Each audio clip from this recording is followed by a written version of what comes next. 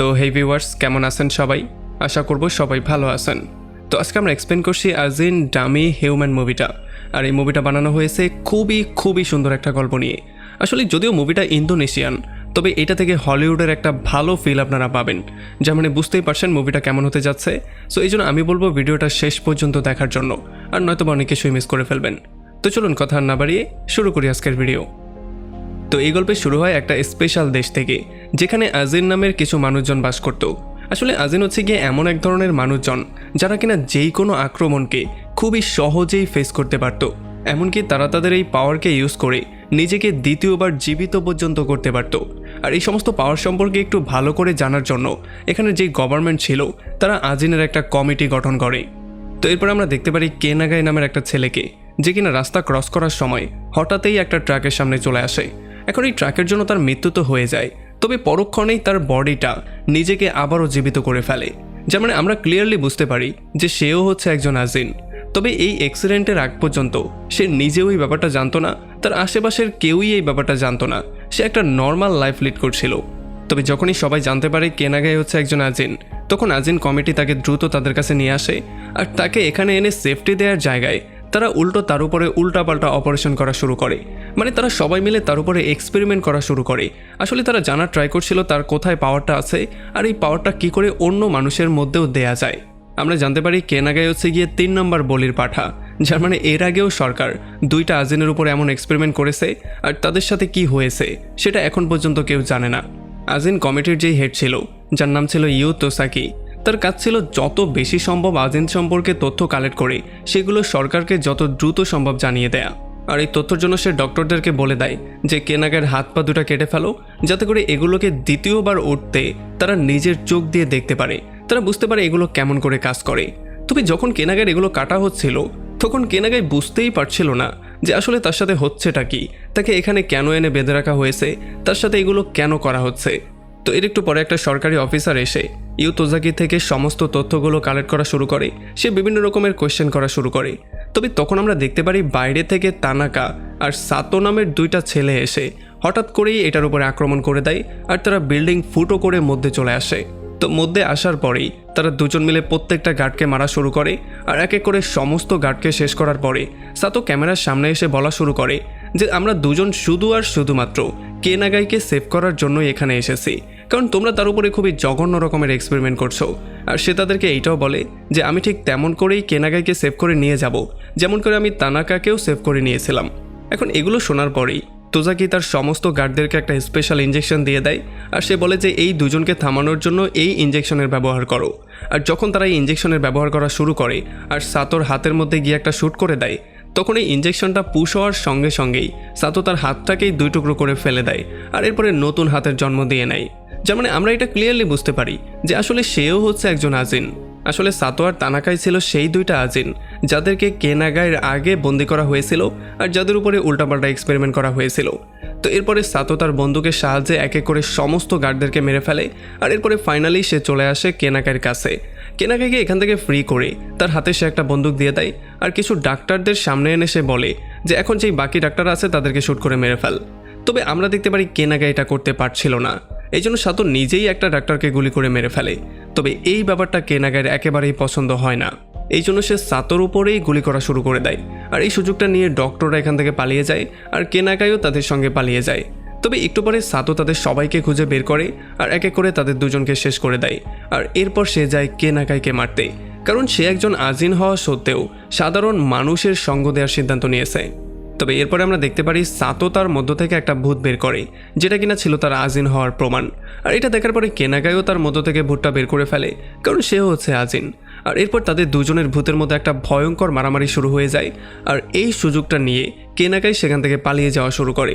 তবে সাতো যখন তাকে মারার জন্য সামনের দিকে আগায়, তখন কেনাগাই তার ভূতের সাহায্যে সাতোর উপরে আক্রমণ করে দেয়। এখন একটু পরে আবারও জীবিত হওয়ার পরে সাতো আর তানাকা দুজন মিলে সিদ্ধান্ত নেয় তারা এখানে নিউজ রিপোর্টারদের সাথে কথাবার্তা বলবে। আর এই কথাবার্তা বলার জন্য তানাকা একজন পেশেন্ট সাজে, আর সাতো তাকে নিয়ে সামনের দিকে যাওয়া শুরু করে। তো এরপর সে সবার সামনে আজিন কমিটির সমস্ত তথ্যগুলো ফাঁস করে দেয়। সে বলে দেয় যে কীভাবে আজিন কমিটি তাদের উপরে নির্যাতন করছে। আর সে তাদের সবাইকে বলে যে সে ডক্টরদের কাছ থেকে কেনাগাইকেও সেভ করেছে। আর তার এই সত্যতা প্রমাণ করার জন্য সে একটা ওয়েবসাইট সম্পর্কেও বলে, যেই ওয়েবসাইটের মধ্যে কেনাগায়ের বিভিন্ন রকমের নির্যাতনের ভিডিও আছে। আর নিজের বক্তব্য শেষ করার আগে সাতো তাদের সবাইকে বলে যে আমাদেরও একটা অধিকার আছে, আমরা আজিনরাও নিজেদের জীবন নিয়ে বাঁচতে চাই। সো আমরা কোনোভাবেই মানুষদের সাথে বাঁচতে পারবো না, আমাদের জন্য আলাদা একটা দেশ হওয়া উচিত যেখানে আমরা নিজেদের মতো করে বাস করব। এখন যেহেতু সাতো এই সমস্ত ব্যাপারগুলো বলে দিয়েছে, এই জন্য টিভির মধ্যে আগুনের মতো এগুলো ছড়িয়ে পড়ে আর সবাই এই ব্যাপারটা নিয়েই কথাবার্তা বলা শুরু করে। এদিকে পরদিন সকালবেলা কেনাগায় একটা গ্রামের মধ্যে চলে আসে, যেখানে তার দেখা হয় একটা বুড়ো মহিলার সাথে। আসলে এই মহিলা কেনাগাইকে দেখার পরে মনে করছিল এটা হচ্ছে তার নাতি, এই জন্য সে তাকে ঘরে যাওয়ার জন্য আমন্ত্রণ করে। অন্যদিকে কেনাগায়ের বোন অ্যারিকো, যে কিনা হসপিটালে ভর্তি ছিল, সে তার ভাই সম্পর্কে নিউজ চ্যানেলের মাধ্যমে জানতে পারে। তবে একটু পরেই ইজুমি নামের একটা মেয়ে, যে কিনা ছিল আজিন কমিটির হেড তানাকার অ্যাসিস্ট্যান্ট, সে চলে আসে অ্যারিকাকে জিজ্ঞাসাবাদ করার জন্য, যাতে করে তার মাধ্যমে তার ভাইয়ের কোনো খোঁজখবর তারা পেতে পারে কিনা সেই ট্রাইটা তারা করতে পারে। তবে আমরা যেমনটা জানলাম, অ্যারিকা তো নিজেই জানতো না তার ভাই আজিন, সে তো মাত্রই টিভির মাধ্যমে জানতে পারলো, তো এই জন্য সে কোনো অ্যান্সারই দিতে পারছিল না। তবে তখনই তানাকার ভূত ভেতরে এসে ইজুমির উপরে আক্রমণ করে দেয়, যেটা কিনা সে বাইরে থেকে কন্ট্রোল করছিল। তবে আমরা দেখতে পারি ইজুমিও হচ্ছে একজন আজিন, এই জন্য সে খুব শীঘ্রই নিজেকে জীবিত করে ফেলে আর তার ভূতটাকে দ্রুত এনে এই ভূতের সাথে মারামারি লাগিয়ে দেয় আর সে দ্রুত সেখান থেকে পালিয়ে যাওয়া শুরু করে। এখন যখন এই ভূতদের মধ্যে ভয়ঙ্কর মারামারি হচ্ছিল, তখন বাইরে আমরা দেখতে পারি তানাকা যখন জানতে পারে যে ইজুমিও হচ্ছে একজন আজিন, তখন তার মাথাটা প্রচণ্ড গরম হয়ে যায়। এই জন্য সে সিদ্ধান্ত নেয় নিজেই হসপিটালের মধ্যে এসে ইজুমিকে নিজ হাত দিয়ে খুন করে তারপর সে অ্যারিকাকে সেভ করে সেখান থেকে নিয়ে যাবে। তবে যতক্ষণে সে মধ্যে যায় ততক্ষণে তাদের আশেপাশে অনেকগুলো লোকজন চলে এসেছিল, এই জন্য ফাইনালি তানাকা বাধ্য হয়ে সেখান থেকে বেরিয়ে চলে যায়। আর এদিকে তোজাকি যখন মিডিয়ার সামনে আসে, তখন সে নিজেকে সম্পূর্ণ নির্দোষ দাবি করে আর তার সরকারকেও সম্পূর্ণ নির্দোষ দাবি করে। সে বলে যে সাতো যেই অভিযোগগুলো করেছে সেগুলো সম্পূর্ণ মিথ্যা আর সে কোনো স্বার্থ উদ্ধার করার জন্যই এই কাজটা করছে। সো এই ব্যাপারটাকে একেবারে কান দেওয়া যাবে না। আর তখন এদিকে আমরা দেখতে পারি কেনাগাই এখন পর্যন্ত সেই বৃদ্ধ মহিলার ঘরেই থাকতো, আর এখন তো সে তার কাজকর্মেও হাত বাটানো শুরু করে দিয়েছিল। তবে একদিন রেডিওর মধ্যে সে তার বোনের সম্পর্কে এই খবরটা শুনতে পারে, আর এটা শোনার পরে সে দৌড়ে চলে আসে তার বোনের সাথে মিট করতে। সে লুকিয়ে তার সঙ্গে মিটও করে। আসলে কেনাগাই এটা খুব ভালো করেই জানতো যে সাতো আর তানাকা যেই কোনো সময় তার বোনের উপরে এসে আবারও আক্রমণ করতে পারে আর তাকে আবারও জিম্মি করতে পারে। এই জন্য সে তার বোনকে তার সঙ্গে করে সেই বৃদ্ধ মহিলার বাড়িতে নিয়ে আসে।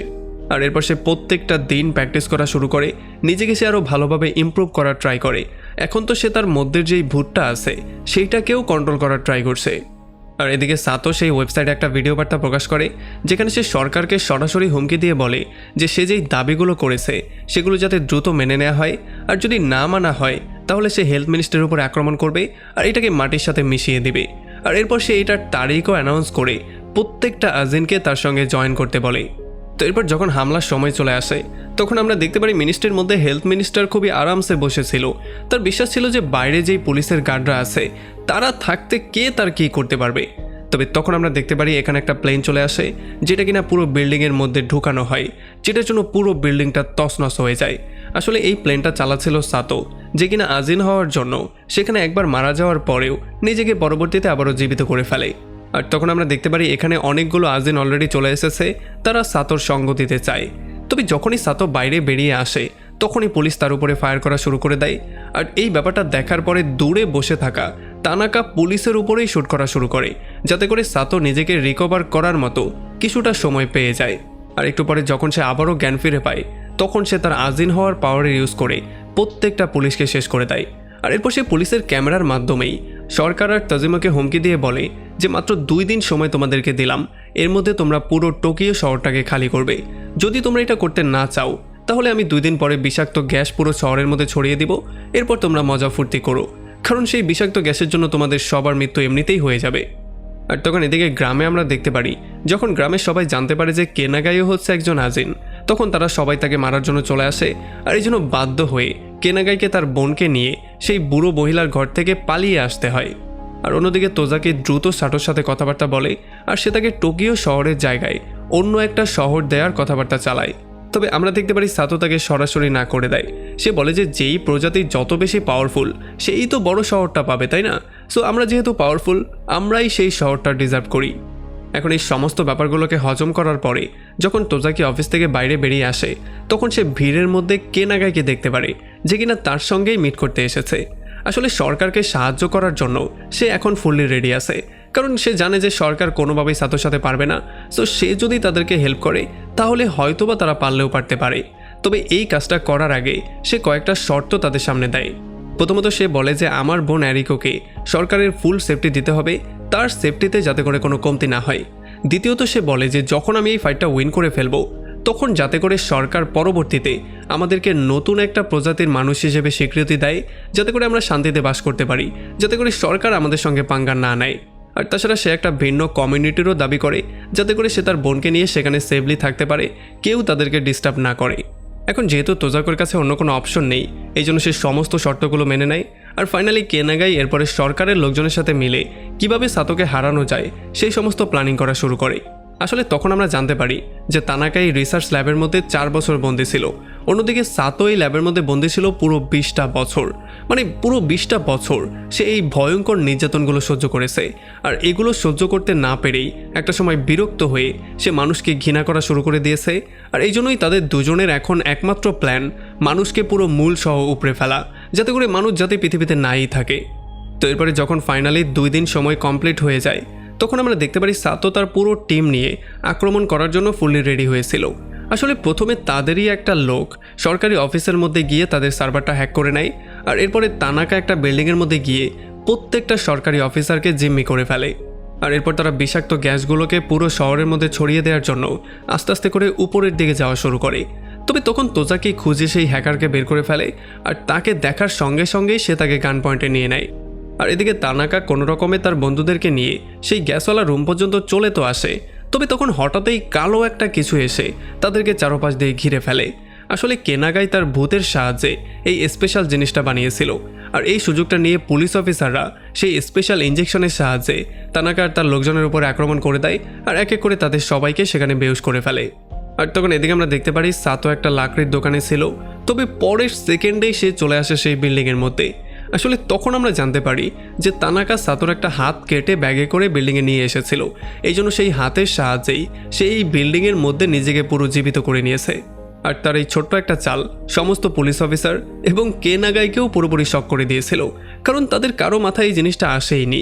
আর এরপর যখনই পুলিশ তার উপরে আক্রমণ করার ট্রাই করে তখন সাতো তার ভূতের সাহায্যে এক এক করে প্রত্যেকটা পুলিশকে মারা শুরু করে। আর এরপর সে চলে আসে তানাকার কাছে, আর সে তাকে আবারও সুস্থ করে তারা দুজন মিলে চলে আসে সেই গ্যাস চেম্বারে, যেখানে সেই বিষাক্ত গ্যাসটা দেয়া আছে। এখন যখনই সাতো এই বিষটা পেয়ে যায় তখন সে দ্রুত গতিতে চলে আসে ছাদের কাছে। এখানে সে কেনাগাইকেও আসতে বলেছিল, আর যখনই সে ছাদে চলে আসে তখন কেনাগাইও তাকে আটকানোর জন্য এখানে চলে আসে। আর খুব শীঘ্রই তাদের মধ্যে একটা ভয়ঙ্কর গোলাগুলি শুরু হয়ে যায়। আর তখন আমরা দেখতে পারি তাদের ভূতগুলোও অন্যদিকে তাদের মতো করেই ফাইট করছিল। আর এদিকে তোজাকি কোনো রকমে তানাকাকে খুঁজে বের তো করে ফেলে, তবে যখনই সে তার উপরে শ্যুট করতে যাচ্ছিল তখনই তানাকা তার ভূতের মাধ্যমে তার উপরে আক্রমণ করে দেয়। তবে সৌভাগ্যবশত তখনই সেখানে ইজুমি চলে আসে, যে কিনা তার ভূতের সাহায্যে তার ভূতের উপরে আক্রমণ করে দেয়। আর এই জন্য তাদের দুজনের মধ্যেও শুরু হয়ে যায় এক ভয়ঙ্কর মারামারি। আর এই ভয়ঙ্কর মারামারির মধ্যে যখন তারা কেউই কারোর সাথে পারছিল না তখন ইজুমি একটা সঠিক সুযোগ পেয়ে সেই বিষওয়ালা ইঞ্জেকশনটা দিয়ে তানাকার বুকের মধ্যে পুশ করে দেয়, যে জন্য তানাকা সেখানেই বেহুশ হয়ে পড়ে যায়। আর তখন আমরা দেখতে পারি সাটো আর কেনাগার মধ্যে এখন পর্যন্ত মারামারি হচ্ছিল। আসলে কেনাগার নতুন রূপটা দেখার পরে সাটো তার উপর একটু ইমপ্রেসিভ হয়ে গেছে। মানে যখন সে বুঝতে পেরেছে যে কেনাগাই প্র্যাকটিস করে নিজেকে ইমপ্রুভ করেছে তখন সে তার উপরে ইমপ্রেস হয়ে গিয়েছে। তবে এই সুযোগটা নিয়েই কেনাগাই এসে তার উপরে আক্রমণ করে দেয়, আর তার পায়ের মধ্যে সে সেই ইঞ্জেকশনটা দিয়ে পুশ করে দেয়। তবে এমনটা করতে গিয়ে তার নিজের একটা হাতও কাটা পড়ে। তবে আমরা দেখতে পারি সাটো বেহুশ হওয়া সত্ত্বেও তার মধ্যে ভূতটা এখন পর্যন্ত জীবিত ছিল। সে এসে সাটোর কাছে দাঁড়ায়, আর সাটোকে আবারও জীবিত করার জন্য সে তাকে সরাসরি সেখানেই মেরে ফেলে। আর এই ব্যাপারটা দেখার পরে কেনাগার মাথাটা গরম হয়ে যায়, সে প্রচণ্ড ভয়ের মধ্যে চলে আসে, কারণ ফাইট করার মতো শক্তি আর তার মধ্যে অবশিষ্ট নেই, সে এখন পুরোপুরি আহত অবস্থায় আছে। তবে এরপরে যখনই সাটো তাকে মারার জন্য সামনে আগায় তখনই এখানে অনেকগুলো পুলিশ অফিসার চলে আসে, যারা কিনা একটা নাইট্রোজেনের সাহায্যে তাদের দুজনকেই সেখানে জমিয়ে ফেলে। মানে তাদের দুজনকেই বরফের টুকরে জমিয়ে ফেলে, আর এরপর তাদের বডিটাকে টুকরো টুকরো করে সেই বরফগুলোকে বিভিন্ন জায়গায় ছড়িয়ে ছিটিয়ে দেয়। আসলে পুলিশ এটা এই জন্য করে যাতে করে কোনোভাবেই তারা নিজেদেরকে আর জীবিত করতে না পারে। তবে তখন আমরা দেখতে পারি সেই কাটা হাতটার সাহায্যে কেনাগাই নিজেকে আবারও জীবিত করে ফেলে, আর এরপর সেই বিল্ডিংটাকে ভেঙে চুরমার করে সেখান থেকে বেরিয়ে দূরে কোথাও পালিয়ে যায়। আর এমন একটা পয়েন্টে এই পুরো মুভিটা এখানেই শেষ হয়ে যায়। তো আপনি আমাকে কমেন্ট করে জানান কেনাগাই যেই কাজটা করেছে এটা আসলেই ঠিক ছিল কিনা। তাকে যে মানুষ ধোকা দিয়েছিল তারপরেও সে যে মানুষকে কিছু করলো না, এই ব্যাপারটা ঠিক ছিল কিনা। যদি ভিডিও ভালো লাগে তাহলে অবশ্যই একটা লাইক করবেন, আর আমাদের চ্যানেলে নতুন হলে সাবস্ক্রাইব তো অবশ্যই করবেন। তো আমাদের দেখা হবে অন্য কোনো ভিডিওতে অন্য কোনো একদিন। Till then, take care.